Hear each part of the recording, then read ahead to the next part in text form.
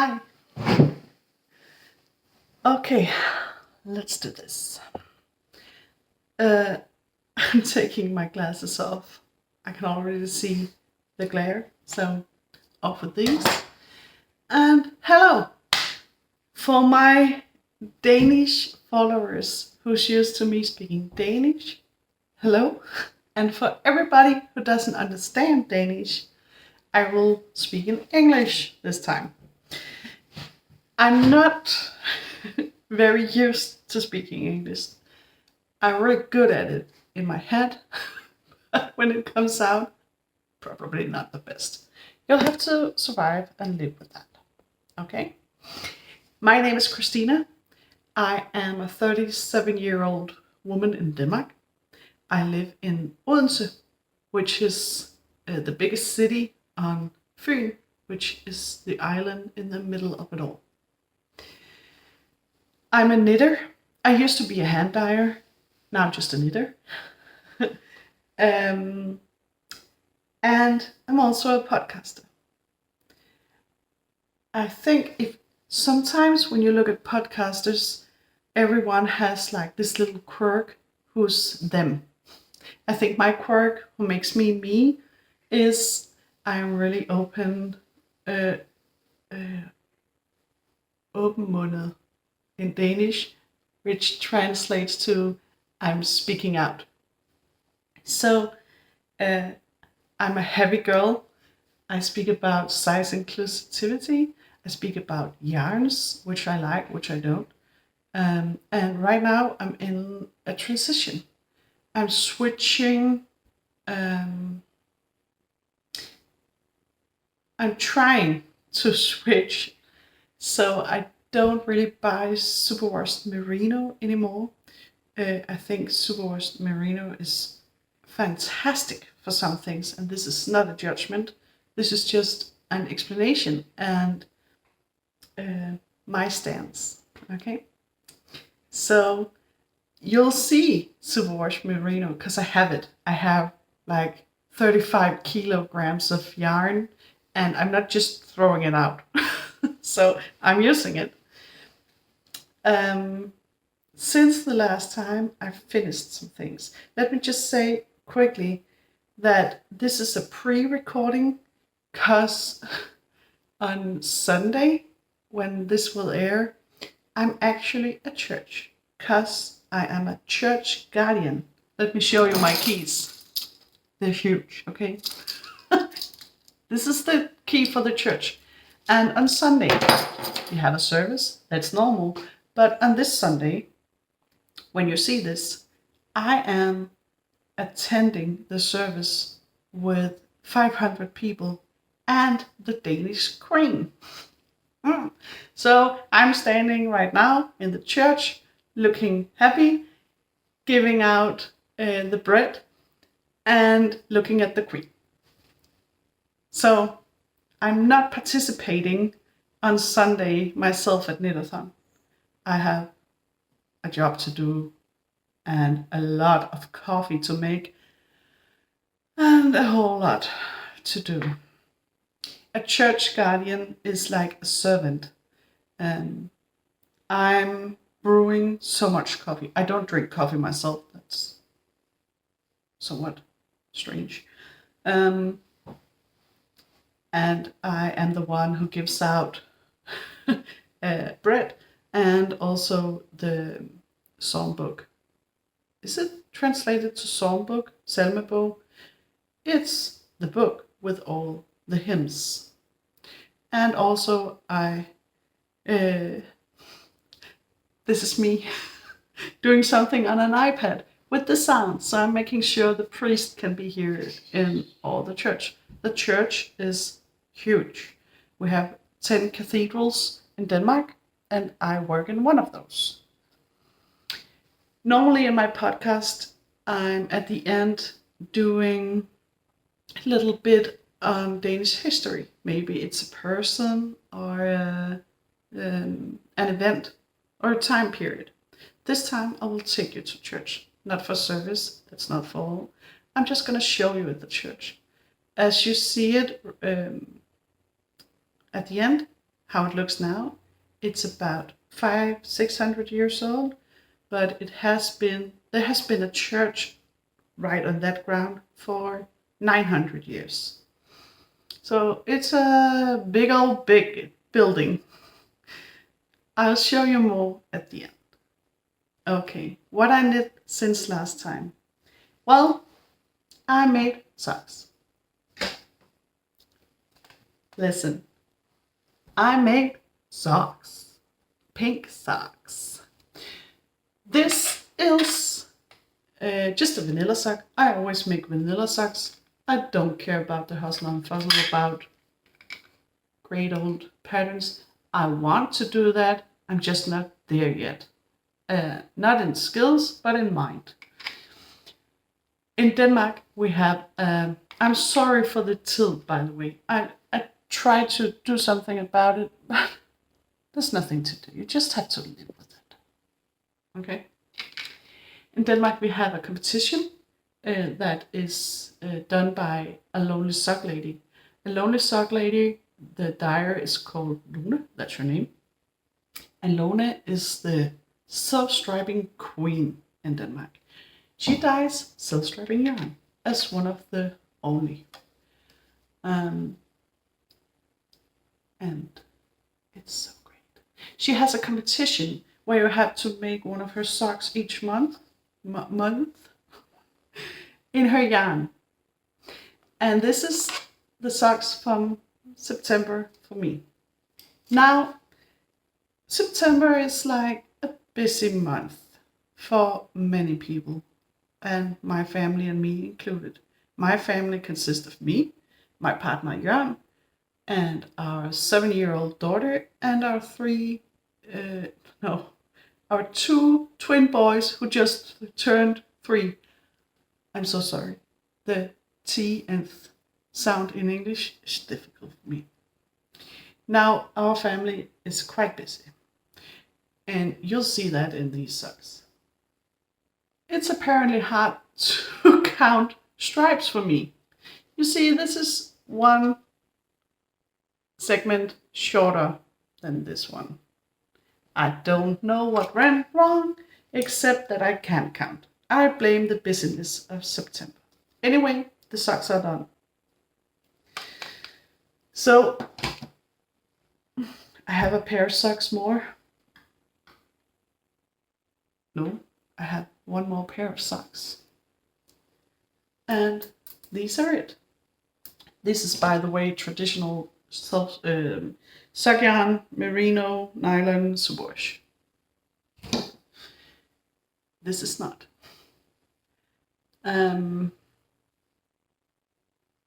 This is also a vanilla sock. It is from my favorite hand dyer, the Danish Stylet. So the phone is tilting again. Whatever. The Danish Stylet. She dyes beautiful yarn. And also her yarn is beautiful in itself. This is a non-superwash sock yarn. It is 80% Corriedale and 20% nylon. It is beautiful.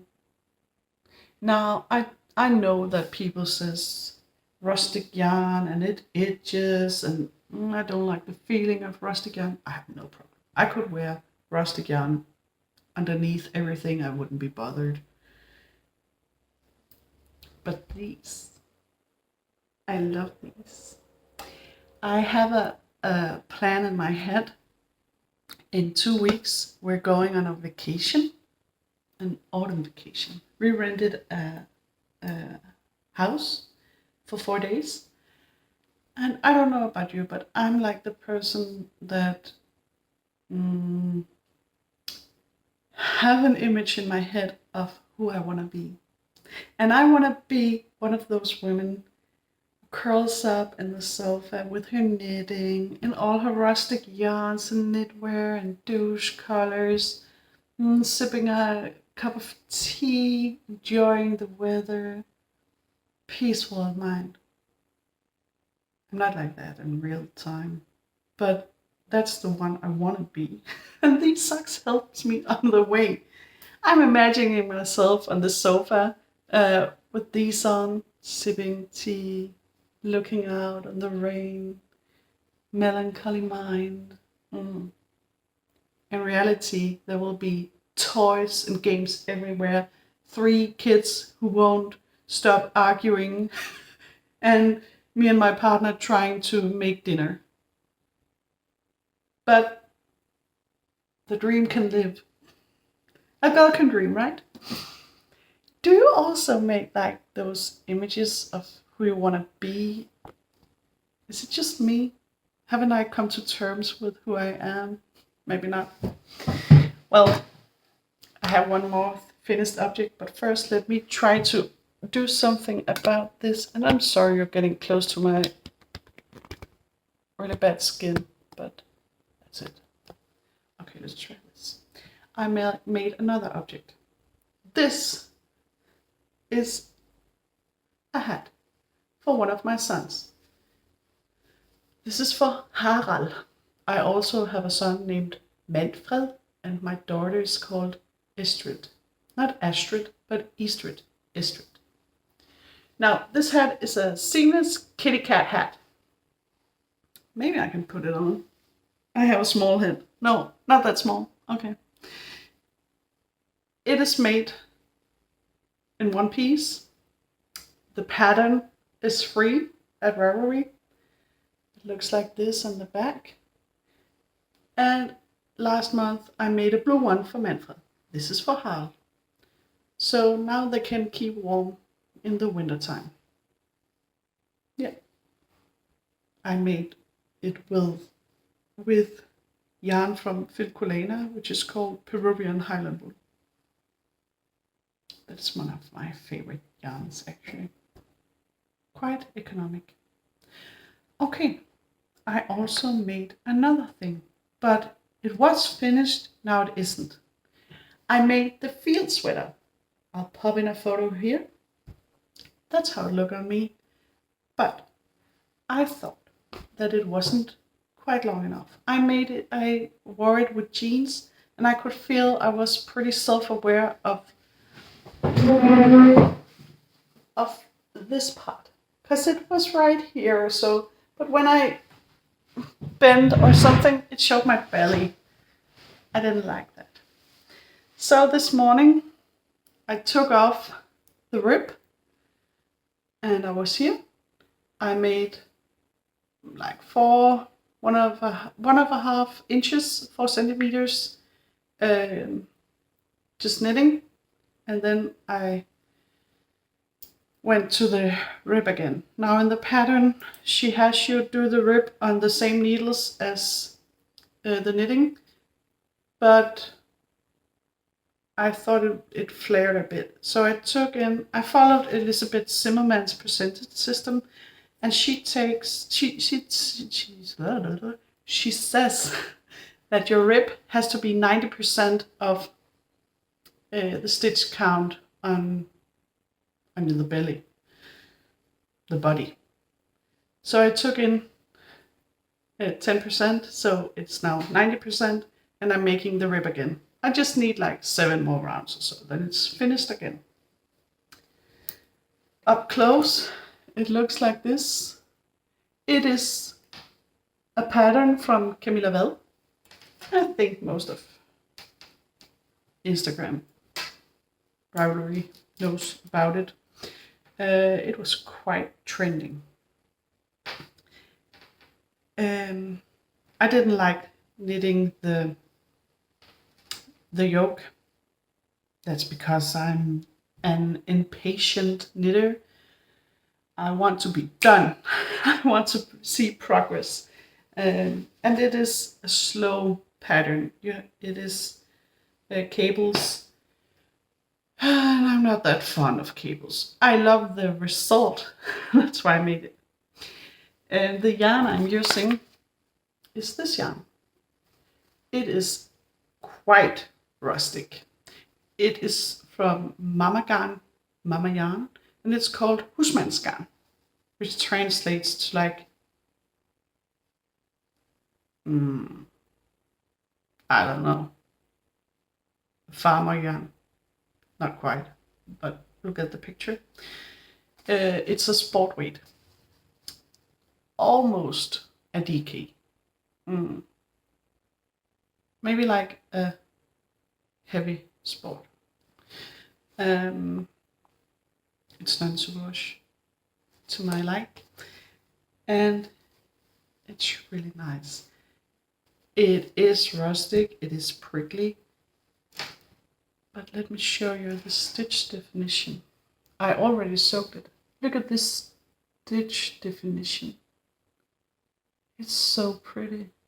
And it's undyed, so you can see the natural fibers in here. I'm also a spinner, so I'm always looking at the yarn. Oh, this is me not turning yarn into cakes. I have the equipment, I just don't like it. I like to do this. I like to look at the yarn, how it's spun. And this is gorgeous. I really love this yarn.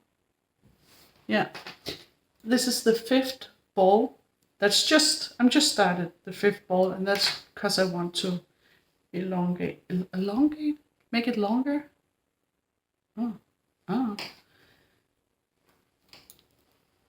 7 rounds or so more. Okay, let me place this here, over there. Now, that field sweater, I knew when the pattern was released, I knew I had seen that stitch pattern before. And I really didn't take notice or memorize, or I didn't really, something just clicked. And then the other day, one of my favorite people on Instagram and YouTube is called Lærke. She's called Fiber Tales. Go have a look, Fiber Tales. She has a hat named Gro hat, and also socks, Gro socks. And I'll be damned if it isn't the exact same stitch pattern. It looks like it. Anyway, Fiber Tales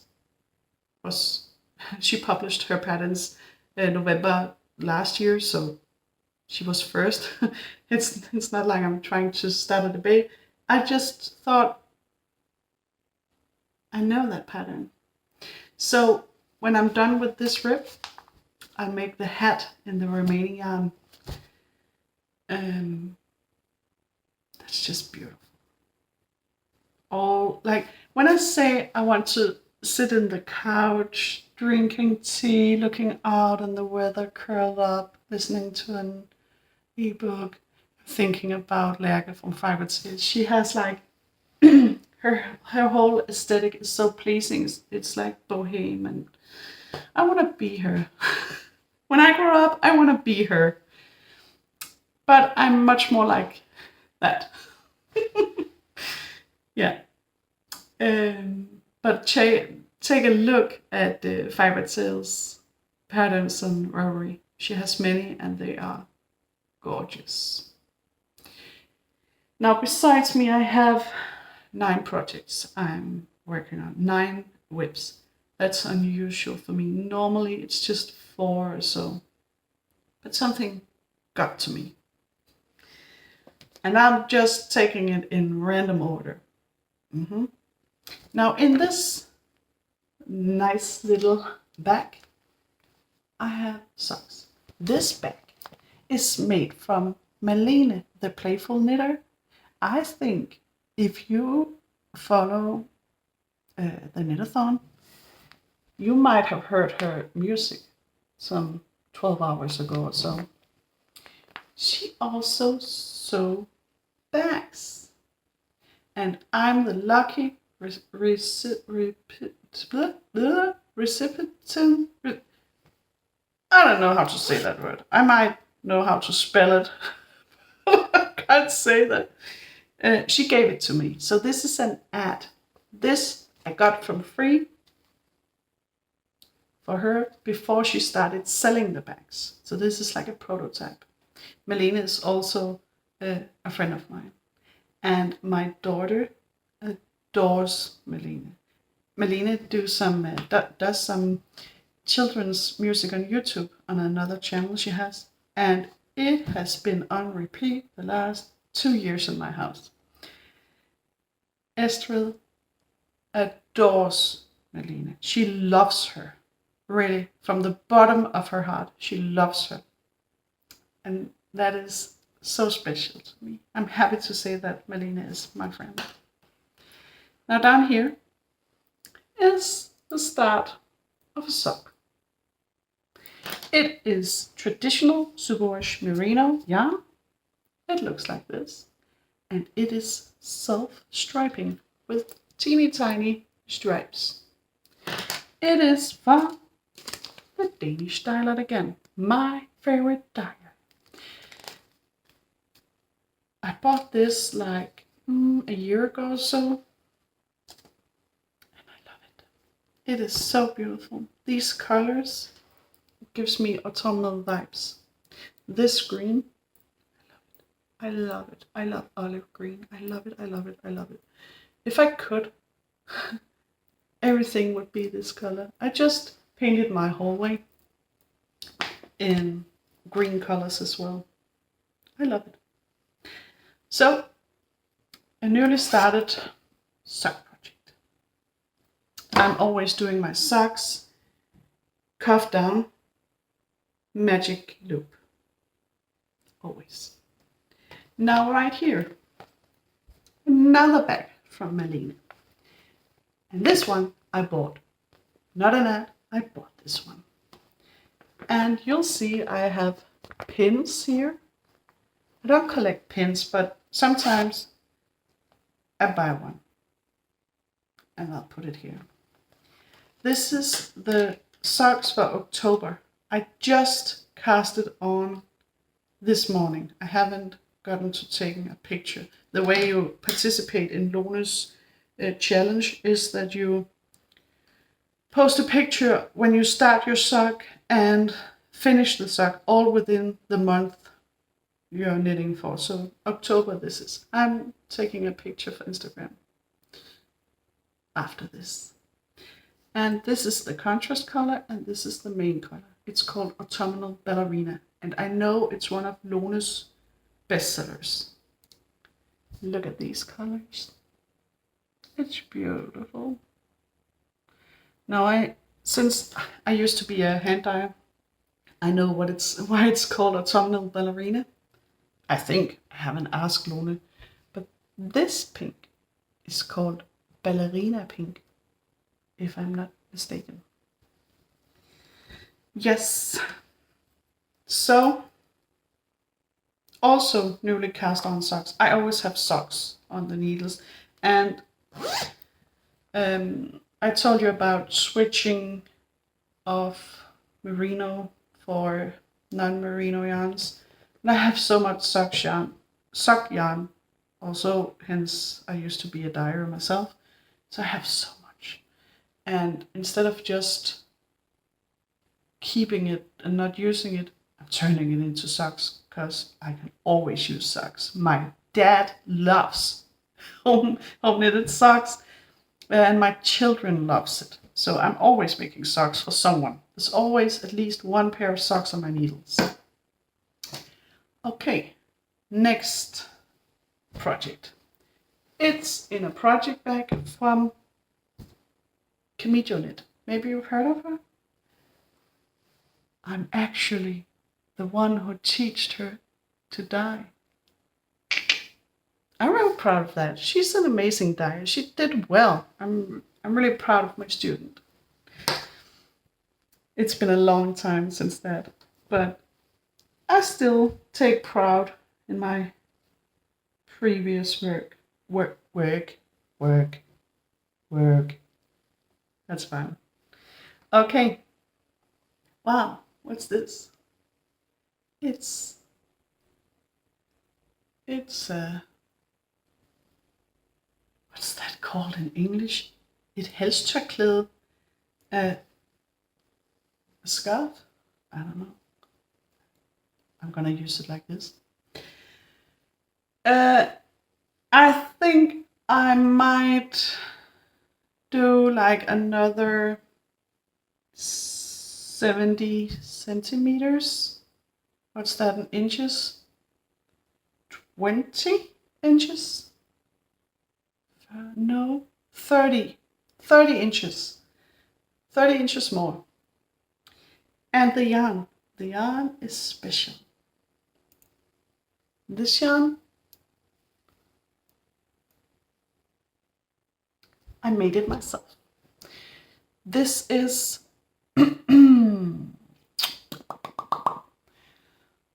I always forget the fiber. It's not Corriedale. Maybe I remember it later. Well, I had a big bag of fiber and I dyed it and then I spun it. So it's a 2-ply. Can you see? It's a 2-ply. It's so soft and squishy. It's fingering weight, but it's loosely spun, so maybe like a light fingering. And you see, and then it turns to another color. Look at me looking at, hello. This is another color, and that I haven't dyed myself or spun. It is from Gull, and it's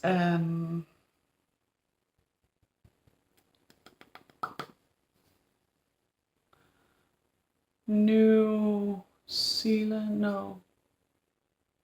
I think it's Scottish. Anyway, it's a rustic yarn, non-superwash. It is very light fingering, 600 meters per 100 grams. So in Denmark, it would probably be labeled as a lace. We don't use fingering lace, board, DK terms. We just adopt it from overseas, either England or the US. In Denmark, we look at the label and see how many meters does it run, what can I use it for. We don't call it fingering and such. Well, more and more we do because we're influenced by all you people, not in Denmark. And I started out with 100 grams of that, and I think there's like 85 left. I really like it. It's plant dyed with madder root. And it's amazing. Gull is also one of my favorite dyers in Denmark. And actually, I used to be a reenactor. I used to sew medieval, Viking, and Iron Age garments, hand sew them, and I shot with bow and arrow. I was not good at it, but I did it, and I made the bow and arrow myself, all from historic findings. So I think it's in the 12th century, there was a battle at Agincourt in England. Anyway, if you know anything about medieval wars and warfare, you know that the longbow was quite the attraction. And I used to go to markets dressed up, fighting with a bow and arrow. And Louise and also Anne from Gull also used to be, and still are maybe, reenactors. So I met them many years ago before Gull, sometimes at the markets, and already then they were known as the thing, the plant dyer, because plant dyes were practiced in the Viking Age and Iron Age as well. Anyway, I have an interest in historic crafts, you can say. I also know how to weave with both like In Danish, it's called a spjelvæv and brikvævning. It's weaving without a loom per se. It's weaving with threads from your toes to your belly with cards you can flip in orders to make patterns in the thing you're weaving. That's a long time ago, before kids. I used to do that stuff. I miss it, but kids. But that scarf made me think of going back to nature, going back to like these markets where I felt at home and looked good in the medieval garments. That was a whole other life ago. Okay, next project. It's in here. It's a tote bag and it's from a shop called Tante Grøn, which is located in the city I work and live in. And actually, in the church I live, the church is downright center. It's the most center in Odense you can be. 100 meters from the church, there is Tante Grøn. It's dangerous. Now, in here is superwash merino. It's superwash sock yarn. And that is because I was angry one day.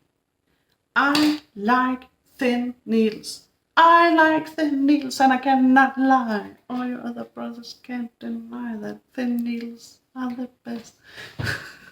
I like knitting on thin needles. And I like knitting on projects that like take forever. I'm a workhorse. I like that. Before I said I was impatient, but that's just because I want to see it grow. And when it's difficult making cables, it doesn't grow quick enough.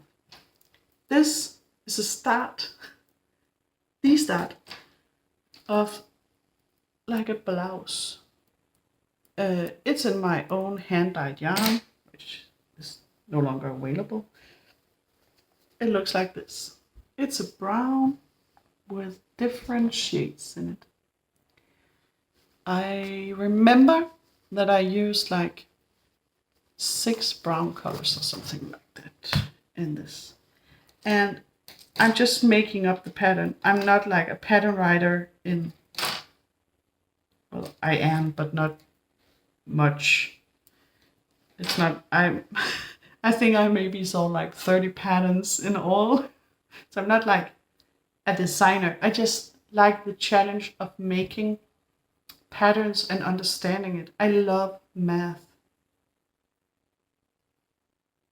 I know that's almost taboo in some knitting groups, but I love math. I like the brain math. And that's why I'm not that good at language. In Denmark, when you go to high school, when I was young, 20 years ago in Denmark, when you went to high school, you had to choose between like a math line or a language line, and I chose math. So it's a raglan with some heavy increases, very fast increasing, and then I'm doing something quite weird. I don't know if it's gonna work. I'm trying it out. So this is something I take out when the kids are down in the evening and I have like an hour before I go to bed. So let's see what it will turn into, or if it will turn into something. We don't know yet. We'll see. Okay, next thing. Let's be in that. Let's stay in that mind. This is also standard superwash sock yarn. And everything is tangled in together. Because I'm alternating, because it's hand dyed, I'm alternating each row or each second, whatever. I knit 1 or 2 rounds and then I switch. And this is also an ad because I got the pattern for free. When I was mad at I couldn't find any patterns for a blouse in just fingering on 3 or 2.5 millimeters, I complained at Instagram. And a designer named Elizabeth Judith, you might have heard of her, she wrote me that she had a t-shirt or a pattern that was in fingering weight and I could have it if I wanted to try, and she would be glad if I would take notes and give it back to her. So this is it. This is also my own hand-dyed yarn. Boom, boom, boom. Boom, boom, boom is something we say in Denmark when we don't know what to say. And you see there's a lace section here, there's a rib section here, and just plain old knitting stitches. And I'm not that... I haven't had much knitting time the last 2 weeks, you see. But I'm trying to hang in there. I really like making this garment and I'm pretty excited to try it on in like 8 months or so, but I'm finding myself having time. So you see, I'm not a Suresh merino hater, okay? I know it's good for some things, but I also know that it will grow. Usually it will grow quite a lot. And that is why I, for example, loves this rustic, warm yarn. Okay, I have something very uninteresting. I'm trying to get rid of all my cotton yarns because I don't like the feeling of cotton and I don't like knitting in it. And I'm on my last 2 bows. And I'm just making washcloth for my kids. When they shower, take a bath, we use washcloth to rinse us off. So you can always use those. I have knitted like 7 in the last month just to get rid of it. And I'm almost near the end. Then I have something else. It's shawl in this yarn. Also something I knitted myself in my favorite color. It is called, well, the name is called Dagmar. She was a Danish queen. But it resembles the meat you put on the open sandwiches you eat in Denmark. And almost my skin tone. I'm just a bit more red than this. I like it. I really like it. And it's an alpaca merino nylon. And I'm mid-row, of course. I'm making a shawl that I designed myself. And I already published it years ago, but since then I've taken it off Ravelry because I've gotten better both at pattern designing but also knitting. So I'm making tweaks to make it better. And I'm just knitting it again. So it's a half pie shawl. And it looks like this right now. I'm on row 103 and there's 170 rows altogether.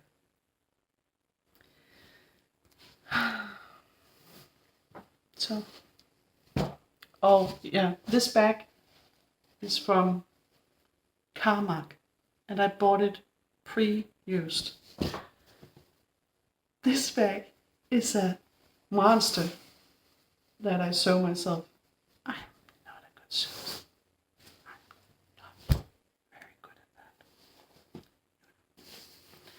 Okay, 2 bags left.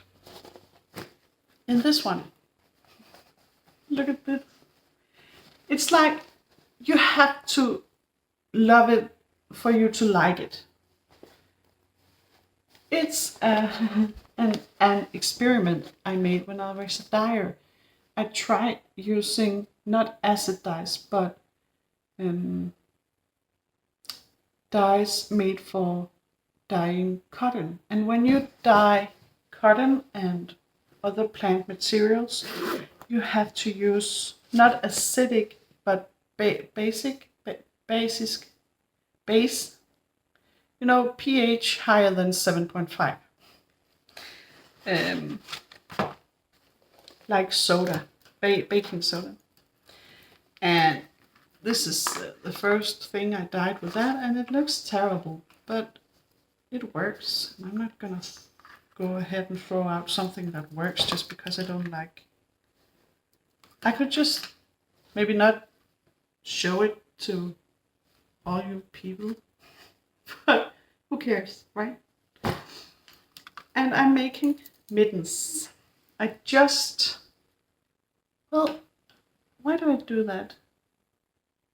Last night, one and a half hour before I went to bed, I started this project. I thought, I want to do something new, and I made this. It is called Many Stripes Mitten, and it's my good friend Lotte. I just have this in black and white, but that's the mittens, and Lotte is behind Knitathon. She's a plant dyer. That's what Knitathon means. And she made this kit. And I had it for like 2 years and just never really got to it. And last night I thought, now it's the time. So it's in Learn to Wash fingering weight yarn. And in the kit, there is these three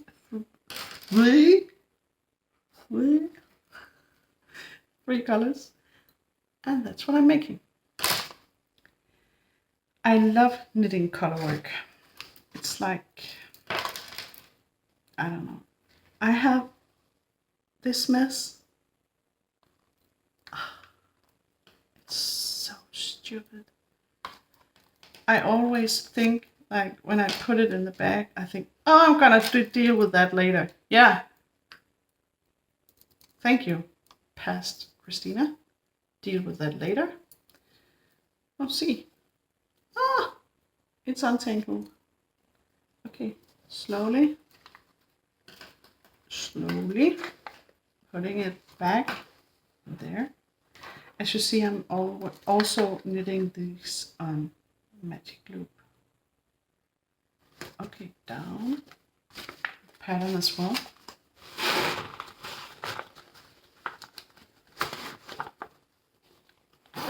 Bang. Last project bag. This is special. You see what this is? Viking ships.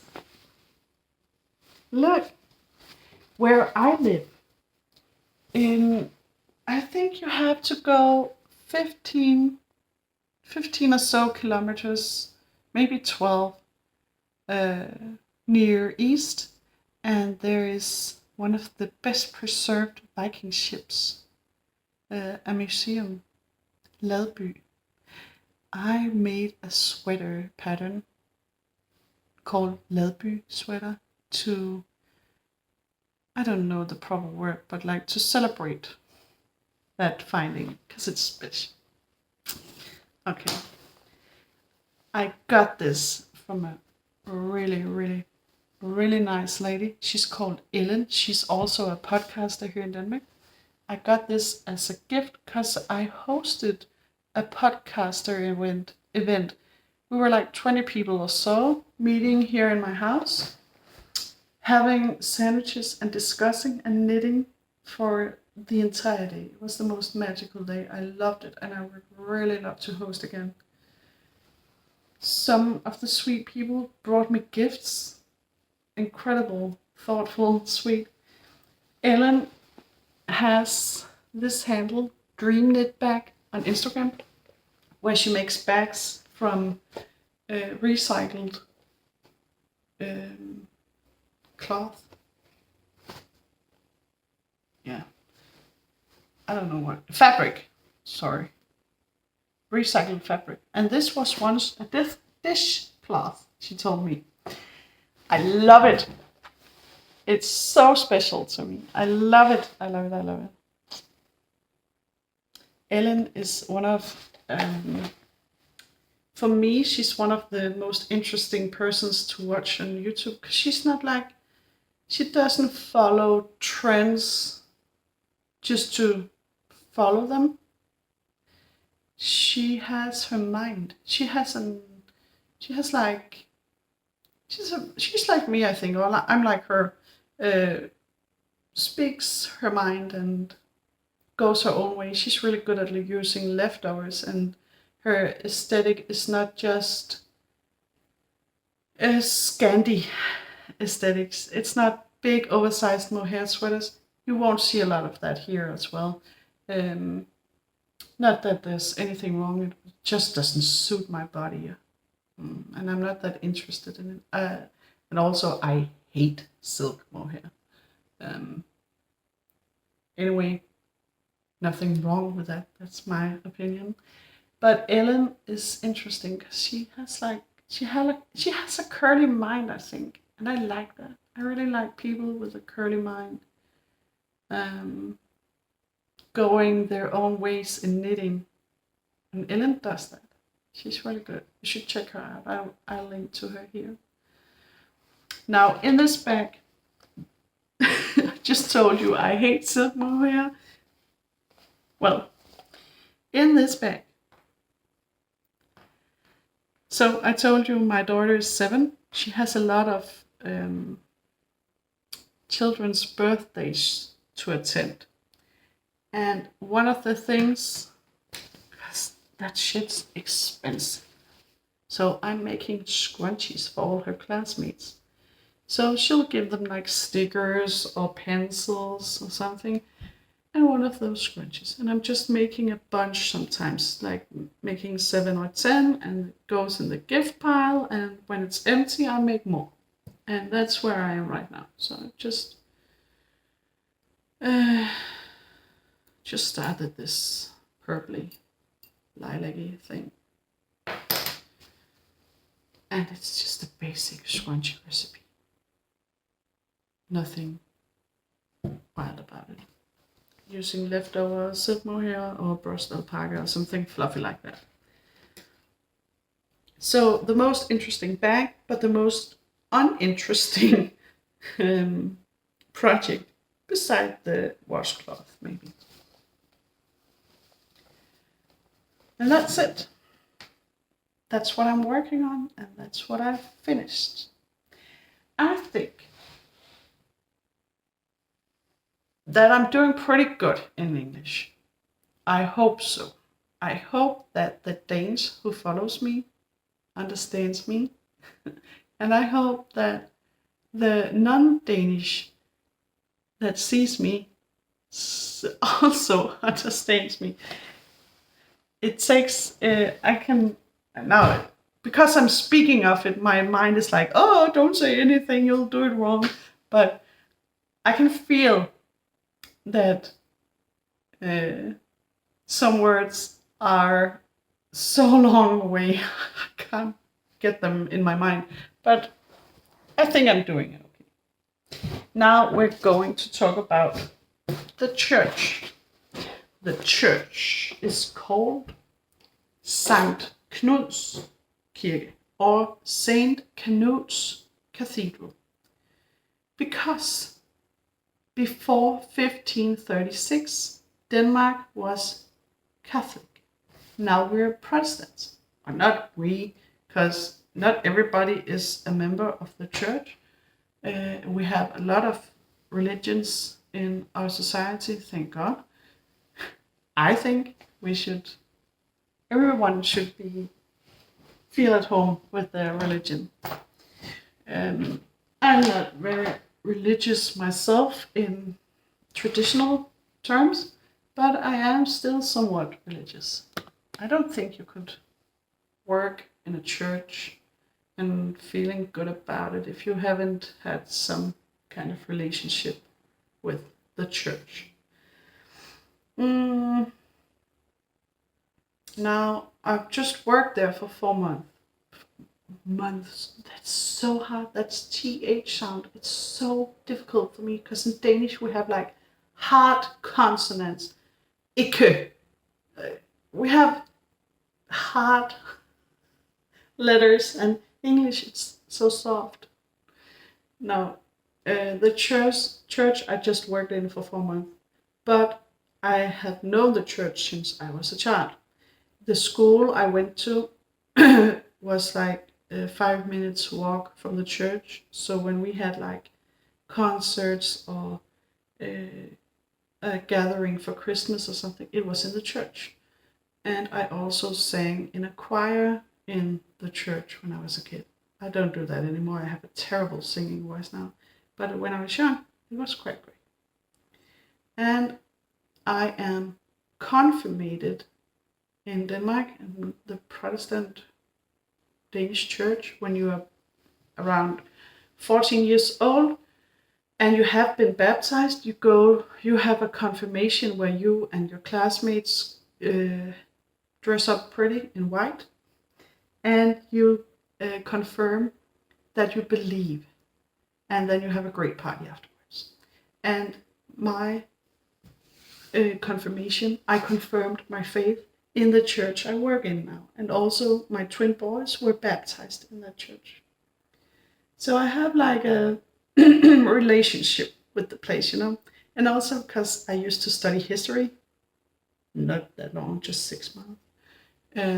I was a dropout from the university, but since I have that interest, I visited that church so many times. It has a great history. You might know H.C. Andersen, the very famous Danish fairy tale writer. He was from the city where I live, and he also had his confirmation in that church in 1819. Mine was in 2000, so not that old. The church is called Saint Canute because Saint Canute is in the church. Now, he was a king. He was the last Viking king in Denmark. Knud den Hellige is he called in Danish. And he was a bit of a jerk. Most kings was kind of a jerk. He wanted to conquer England again. We already had England for some time, but he wanted to take it back. And he told all the great noblemen in Denmark, hey, I have to borrow you and your soldiers and your ships, and we're gonna go to England and take it back. And they said, okay, we'll do that. Then he kind of, he let them wait. And he let them wait a little longer. And they were mad. Because they had to use the soldiers for harvesting and such. We had like a feudal system. There's a whole deal with Danish farmers who were mistreated. Anyway, they were so mad at him that they went from the top of Jutland, which is the most northern part of Denmark. That was where they were going to sail from. And they went from there down Jutland over an ocean, a little teeny tiny belt. And then comes Fyn, the island I live in. And then they went and hunted him down. And he went into the church and prayed at the altar for God to help him. But God didn't help him. Knud was stabbed to death. An angry mob killed him, his brother Benedict, and 17 other men. He was laid to rest. And then, this was in the year 1086. Then miracles started to happen. People were cured for their illness. People were seeing things. All great things happened around his grave. And in the Catholic Church, that can only mean that you're a saint. So he was almost, it was just like 5 years after his death, he was crowned a saint. That was a very, very, very good idea political. Because then Denmark, Odense, Fyn, Denmark, suddenly had a really great reputation. And people started to pilgrim visit the church. A lot of monasteries, is that plural for monastery?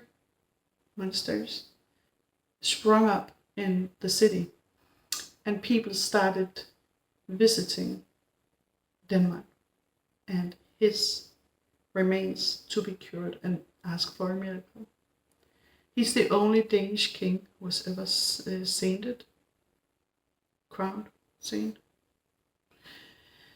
But anyway, he still lies there. He is in a wooden coffin without a top in a glass cage. So when you visit my church, you can look at his remains. In 2008, so 15 years ago, they took him out and they gave him a CT scan to establish if it really was him and what he died of and all of these things. And it is him. It's most definitely him. So we still have a lot of people going there, looking at him for either reasons to just be curious. We sometimes have kindergartners going to church to see his real skeleton, because that's exciting. I also had my kids in there to watch a real skeleton. But also, it's a king. It's a king from 1,000 years ago. And we still have many Catholic, although we're not a Catholic church anymore. In 1536, we went to Protestantism, but we still have Catholics visiting, praying by him, and they are most welcome. And each day, I take his blanket off. He sleeps with a blanket. Not he, but the glass cage. I take his blanket off and I put it over him when we're closing the church. I'm saying good night and good morning, Knut. And also his brother is exhibited in the same way. Now, in the video you'll see after this, you'll see him. But you'll also see some graves behind him in the floor. And that is two of his, not his ancestors. He is their ancestor, because they are King Hans and King Christian II. And Christian II, if you're from Sweden, you know him as Christian Tyrann. That's a whole nother story. We had an union in the Middle Ages that was not that good for any parts of the kingdom. Another story. But Hans is from the 1500s, early 1500s, and his son Christian II is the same. And I'll show you them in the video, and then I'll show you the altarpiece. And that's the reason I'm not live. It's the altar. This year it's turning 500 years old. It was made in 1515 to 1523, and it was ordered by King Hans, his Queen Christine. She lived in Odense. She was sick and tired of her husband because he fell in love with other women, and he went off with those and had kids with those, and he was really not like that faithful. And Christine was like, okay, I'm gonna take care of myself then. Bye-bye. And she went to Odense and lived there. And she ordered the altarpiece with her husband on it.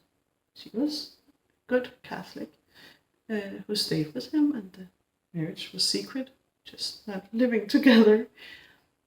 And that is why the Queen is visiting us. It's because we have this service to keep the altarpiece in our memory and to celebrate that it has been there for 500 years.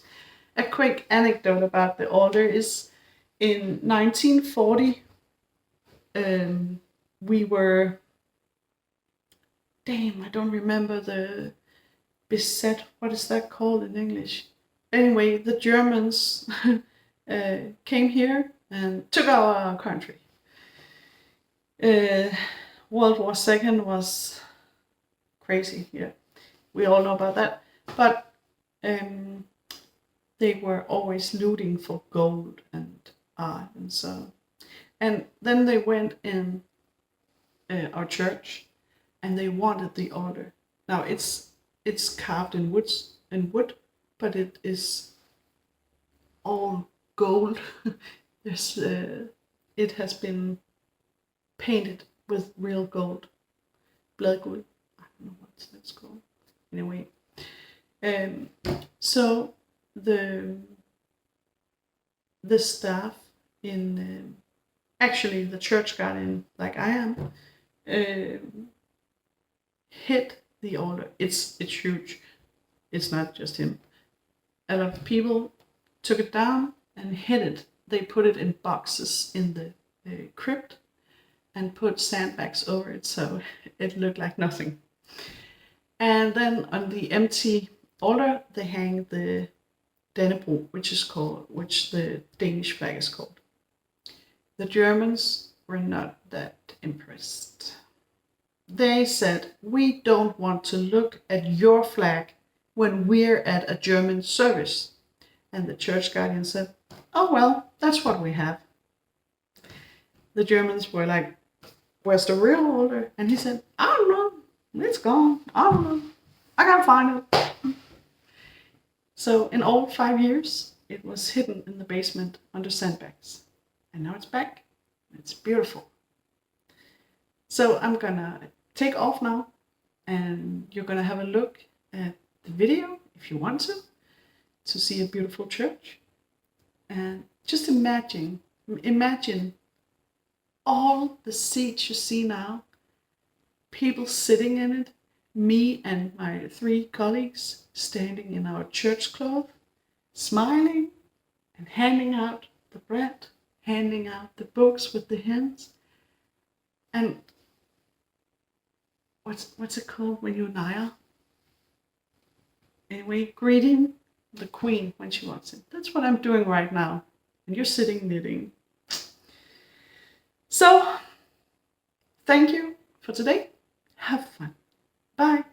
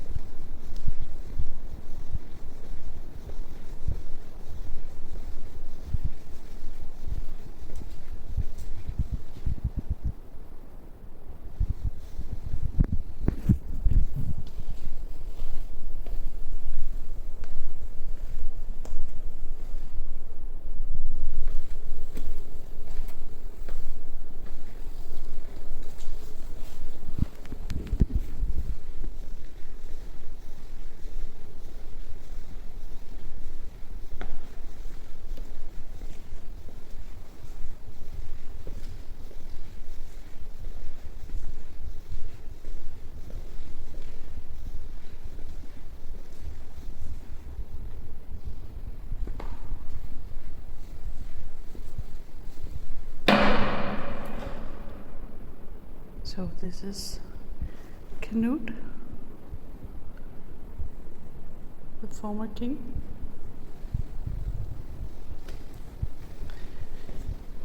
Christian II, his son, his wife, and King Hans, Hans's son, and Hans's wife. They're depicted there. The background noise is the rain on the cupboard roof. I love the sound of that.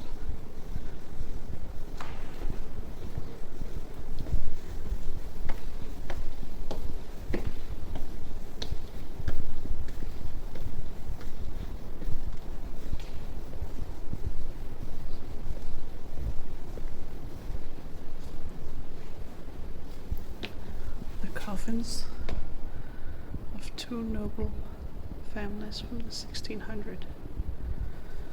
Late tourist.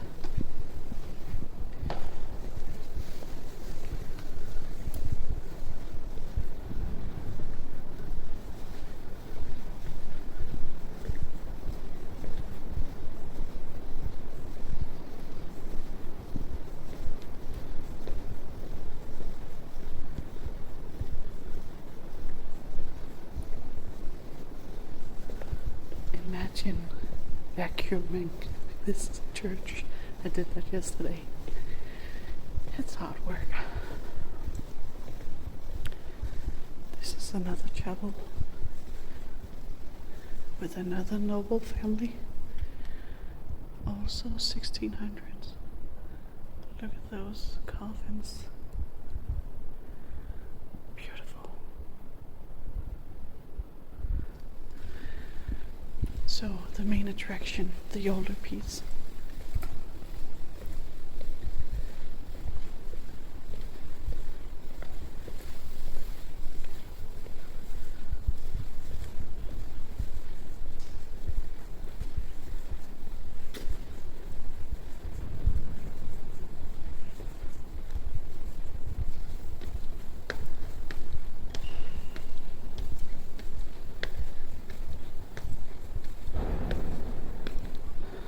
Ready for the Queen.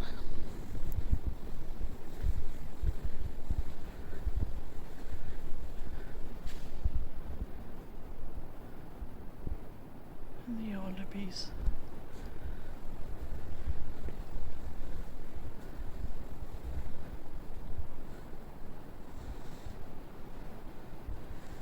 And the entire church.